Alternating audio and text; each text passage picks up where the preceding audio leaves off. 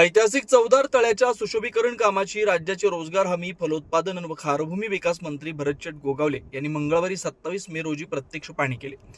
महाडेतील doctor Babasaheb आंबेडकरांच्या पदस्पर्शाने पावन झालेल्या चौदार तळ्याचं सुशोभीकरण करण्यासाठी 55 कोटी रुपये खर्च केले जाणार आहेत। या कामाची प्रगती कशी सुरू आहे याचा आढावा मंत्री गोगावले यांनी अधिकाऱ्यांकडून घेतला आणि काम दर्जेदार व वेळेत पूर्ण करण्याच्या सूचना त्यांनी यावेळी दिल्या।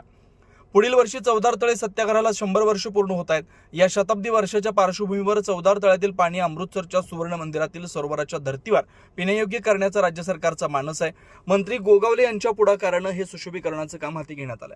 महाडच्या चौदार तळ्यात ऐतिहासिक वारसा असून 20 मार्च 1927 रोजी डॉक्टर बाबासाहेब आंबेडकर यांनी महाडेतील चौदार तळ्यावर केलेला सत्याग्रह हा सामाजिक समतेच्या लढ्यातील मैलाचा दगड मानला जातो।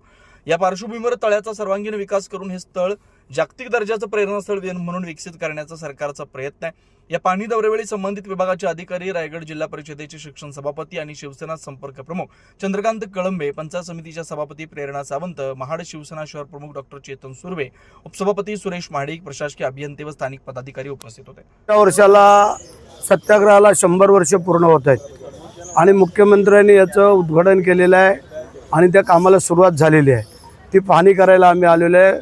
अमृतसरच्या धर्तीवरती पाणी पिण्यालायक कसं होईल, ओझोनायझेशन बसून, फिल्ट्रेशन बसून, आणि त्यासाठी हे 14 तळ्याचं काम युद्ध पातळीवरती काम चालू आहे आणि त्याची पाहणी करतोय आणि 100व्या वर्षामध्ये हे जनतेला खुलं व्हावं यासाठी आमचा प्रयत्न आहे।